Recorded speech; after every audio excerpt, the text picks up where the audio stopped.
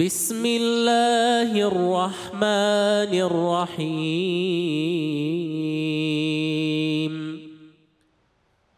حرمت عليكم أمهاتكم وبناتكم وأخواتكم وعماتكم وخالاتكم وبنات الأخ وبنات الأخت وأمهاتكم اللاتي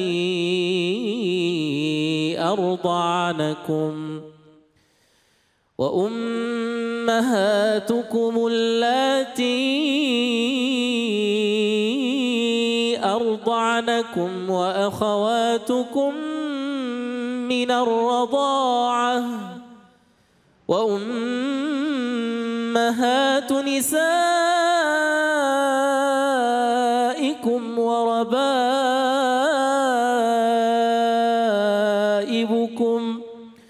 وربائبكم اللاتي في حجوركم من نسائكم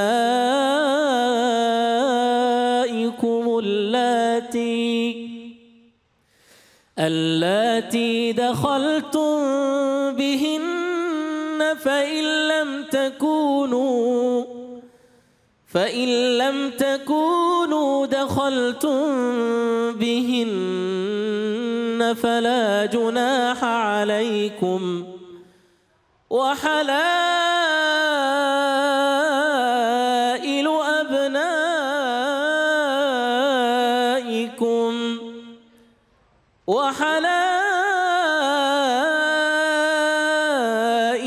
أبنائكم الذين من أصلابكم وأن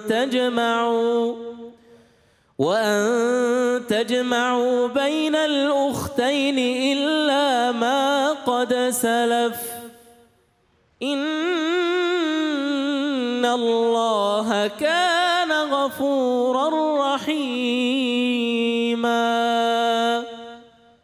صدق الله العظيم.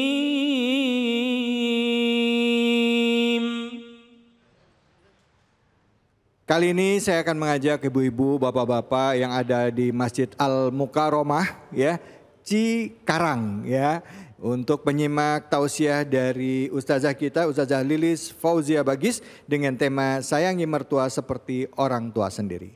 Silakan Ustazah. Assalamualaikum warahmatullahi wabarakatuh.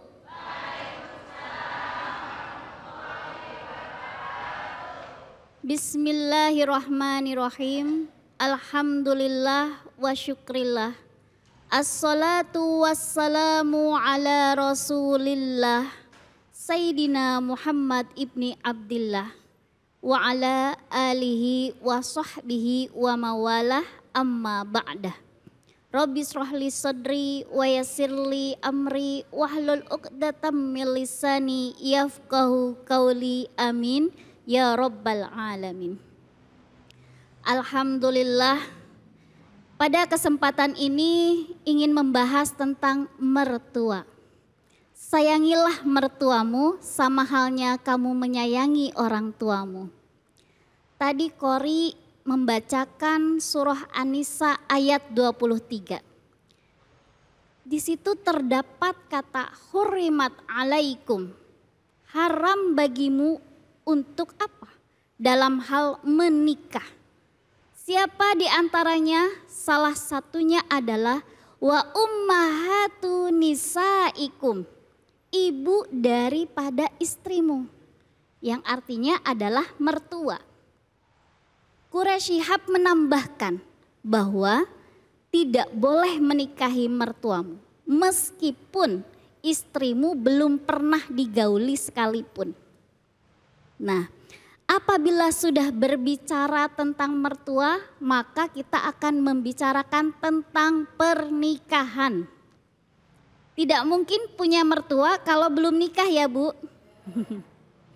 Nah, pernikahan ini sama halnya seperti sebuah bangunan rumah. Ada pondasi, ada pilar, ada atap. Apa itu pondasinya? Ada 3, Bu. Yang pertama adalah muadalah. Harus adil dalam berumah tangga. Sana baik pada orang tuanya, maka kita pun harus baik kepada orang tuanya dan kita sendiri. Jadi jangan, itu orang tuamu, ini orang tuaku. Yang kedua adalah mubadalah. Pondasi yang kedua adalah mubadalah, ketersalingan di antara pasangan, baik istri maupun suami. Dan yang ketiga adalah muwazanah, keseimbangan. Seimbang berbagi peran antara suami dan istri. Seimbang memenuhi hak dan kewajiban kepada orang tua suami dan orang tua istri. Setelah pondasinya kuat, maka ada 4 pilar. Apa saja 4 pilar itu? Yang pertama adalah pilar pertama zawaj. Disebut sebuah pernikahan apabila ada istri dan suami. Apabila istrinya mengeluh, kok mertuaku seperti ini ya? Kok orang tua ayah seperti ini ya? Maka tugas sang suami adalah menguatkan.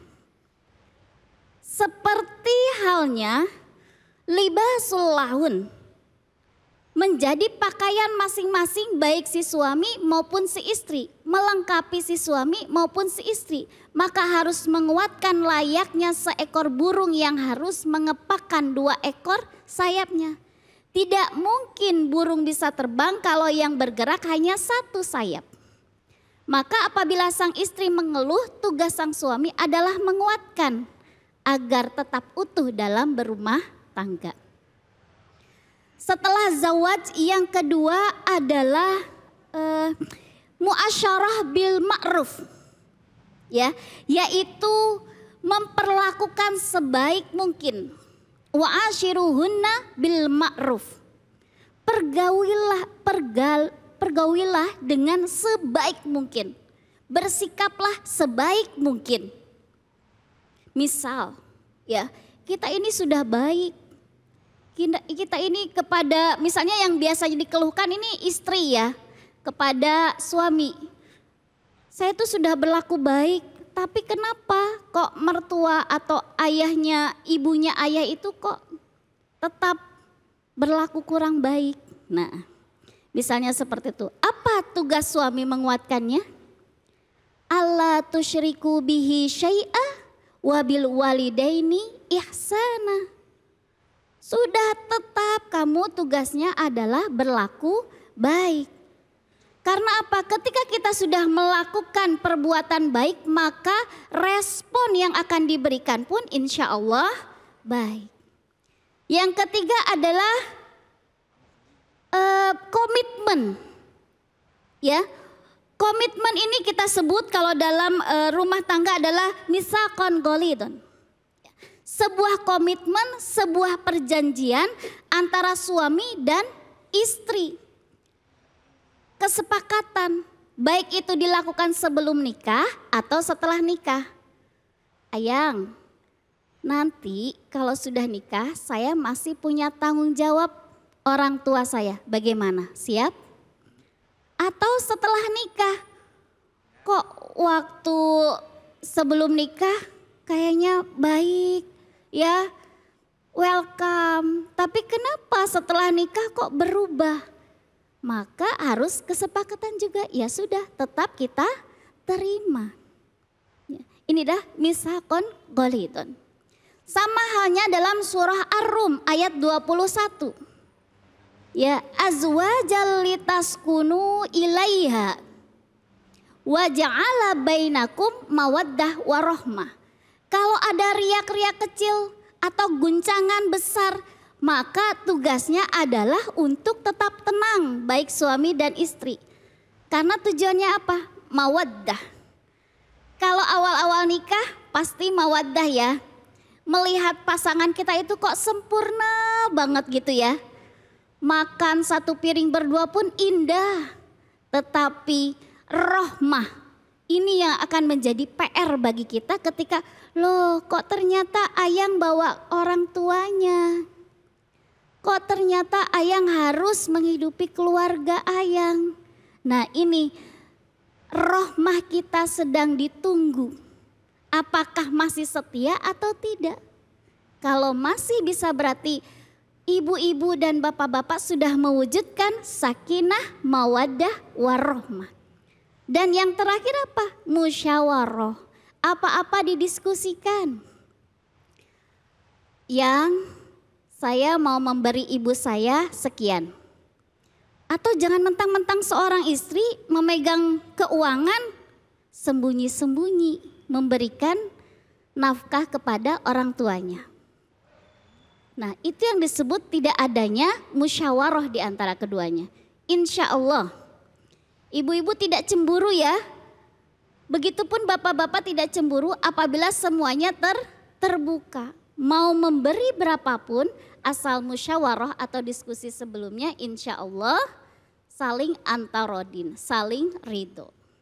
Sekarang pertanyaannya adalah kita sudah baik, menjadi menantu yang baik, tetapi kok masih ada image mertua galak. Sampai kalau di medsos itu ada aku kok trauma ya, kok aku takut ya untuk menikah kalau lihat mertuanya galak gitu. Ibu ada yang dapat sebutan mertua galak atau bapak?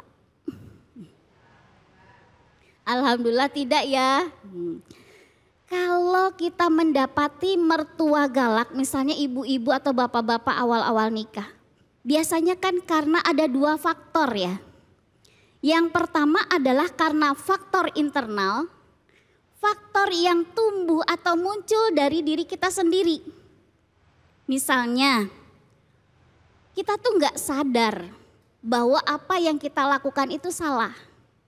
Merasa jadi anak ustadz. Merasa jadi anak pejabat, di rumah apa-apa dilayani. Jadinya ketika tinggal di rumah pasangan, ya sudah, kenapa ya kok saya dicemberutin sama ibu mertua saya? Bangun tidur cemberut, saya lagi tidur suara panci bunyi begitu nyaring gitu ya. Tapi dia melakukan itu karena tidak sadar, maka disinilah perlunya ketawaduan, dimanapun ya harus kita tawadu. Jangan sampai ya wajar misalnya nih bapak-bapak, ibu mertua kita itu lagi bawa barang berat. Terus suami kita bilang, ya Allah ibu habis belanja bawaannya berat banget ya bu ya, kok kelihatannya berat, cuma ngomong doang. Batin si ibunya, ngomong doang bantuin enggak. Itu kan cuma hanya di batin. Nah itu berarti faktor internal, maka solusinya adalah tawadhu. Yang kedua faktor eksternal, faktor yang datangnya tidak bisa kita kontrol. Ya karena datangnya dari luar, misalnya dari ibu kita. Maka patokannya adalah melihat surah Al-Ahqaf ayat 15. Di mana orang tua sudah melewati wahnan ala wahnin, sudah melewati hamil, melahirkan. Enakan ya bu melahirkan itu? Menyusui 2 tahun, membesarkan, merawat, mendidik. Sudah sukses ngurusin anak orang. Ada rasa cemburu ini ibu dan ayah. Aku yang besarin, yang diurusin anak orang. Tetapi kan tidak bisa protes. Nah itu yang harus kita maklumi sebagai pasangan. Oh ternyata ada ketakutan dari mertua kita. Maka tugas kita adalah pendekatan. Mami gak usah khawatir. Anakmu tetap anak kesayanganmu. Mari kita berbagi kasih. Jadi rayu terus, deketin terus, tempel terus. Maka insya Allah akan terjalin hubungan yang baik. Mungkin itu saja sebagai pemantik, mudah-mudahan bermanfaat. Mudah-mudahan ke depannya ibu-ibu bisa memiliki menantu idaman. Begitupun yang muda-muda insya Allah bisa memiliki mertua idaman. Wallahu muwaffiq ila aqwamit thoriq. Wassalamualaikum warahmatullahi wabarakatuh.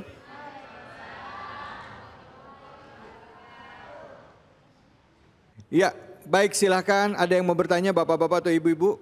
Ya ibu, silahkan ibu, pertanyaannya apa? Assalamualaikum Ustazah. Waalaikumsalam. Nama saya Ibu Iip Nur Hafifah, Jamaah Al-Mukarromah. Pertanyaannya, bagaimana caranya anak menyayangi kedua mertuanya? Itu aja. Wassalamualaikum warahmatullahi wabarakatuh. Waalaikumsalam warahmatullahi wabarakatuh. Pertanyaannya bagaimana agar disayang oleh mertua? Ya, ingat kuncinya. Tadi ayat tadi dijelaskan oleh Ustadz ya, bahwa hurimat alaikum salah satunya adalah ummahatun nisaikum. Jadi kalau sudah diharamkan untuk dinikahi maka dia adalah keluarga. Anggap itu sebagai orang tua kita sendiri. Yang kadang kita lakukan adalah pembedaan antara orang tuanya dan orang tua kita. Ya, itu loh ibumu datang. Maka kalau sudah berbicara tentang orang tua, yang harus ditegaskan adalah sabda Rasulullah Sallallahu Alaihi Wasallam. Ya, al-walidu awsatu abwabil jannah. Orang tua itu adalah pintu terbaik untuk masuk surga. Jadi kalau sudah memiliki tekad untuk mengagungkan orang tua, sulit, emang sulit. Ya ibu ya, sulit. Perjuangan, ujian. Karena nggak tong kosong ya, saya pun tinggal bersama ibu saya. Tapi harus sabar-sabar, ingat aja ya Allah balasannya surga, balasannya surga. Dan di kemudian hari kita pun akan tua. Kalau kita ingin diperlakukan baik, maka perlakukan juga baik kepada orang tua kita. Itu poinnya. Terima kasih. Alhamdulillahirrabbilalamin, sudah jelas semuanya sekarang ya, pertanyaannya sudah terjawab. Nah setelah ini saya mau ngajak ibu-ibu, bapak-bapak dan termasuk diri saya sendiri untuk belajar ngaji sama Kiai Munawar Ngacir. Mau? Kita ngaji yuk? Ayo ya, oke jangan kemana-mana. Ngaji yuk akan hadir tetap di Cahaya Hati Indonesia. Assalamualaikum warahmatullahi wabarakatuh. Ibu-ibu gimana kabarnya? Sehat? Bapak-bapak sehat Pak? Alhamdulillah ya. Nah pada kesempatan kali ini saya mau bagikan informasi penting nih ibu-ibu bapak-bapak. Sekarang ini ada minyak gosok herbal bubut yang wanginya enak loh. Namanya minyak Herba Wahid. Khasiat dan kemanjurannya tetap sama ampuhnya. Nih ya. Tuh. Masya Allah. Minyak Herbal Wahid ini aromanya wangi banget. Wangi habatus saudah. Baunya nggak menyengat. Nah beda sama minyak gosok herbal bubut yang beli di temen. Yang baunya kayak oli bekas. Formula minyak Herbal Wahid ini mengandung kandungan yang ada pada minyak gosok herbal bubut.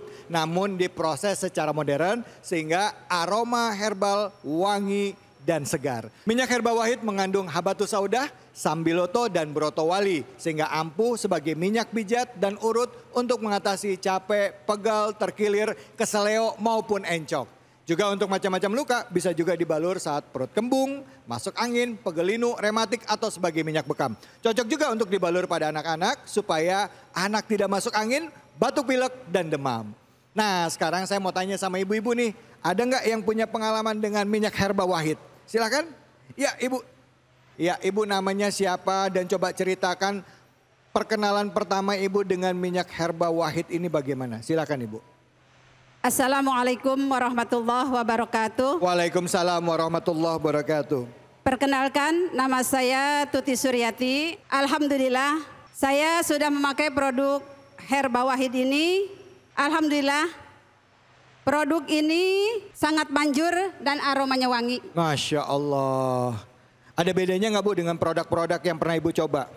Sangat jauh. Kalau dari Herba Wahid ini beda dengan minyak herba yang saya beli dari teman. Nah sekarang saya mau tanya, Ibu punya pengalaman nggak menggunakan minyak Herba Wahid ini ke keluarga? Sama suami atau anak gitu pernah? Pengalaman saya waktu itu suami saya masuk angin karena kena hujan dan saya langsung balurkan minyak herba wahid ini ke badan suami saya. Alhamdulillah malamnya suami saya sehat kembali. Masya Allah. Kalau anak ibu gimana? Anak pernah juga pakai minyak herba wahid? Alhamdulillah waktu itu anak saya pulang malam karena tugas dari kuliahnya. Setelah dia masuk kamar, saya balurkan minyak herba wahid ini ke badan anak saya. Alhamdulillah terbukti sampai sekarang anak saya jarang masuk angin. Masya Allah, jadi jarang masuk angin ya? Iya. Nah, bagaimana pemirsa? Ya, jadi minyak herba wahid ini tersedia di minimarket, apotek, toko obat, dan online shop. Harganya juga terjangkau, hanya 20 ribuan. Jadi selalu ya sedia minyak herbal wahid di rumah. Ingat, pokoknya nggak usah ngeluh kalau sakit. Langsung ambil minyak herba wahid. Minyak herba wahid, minyak gosok herbal bubut yang wangi.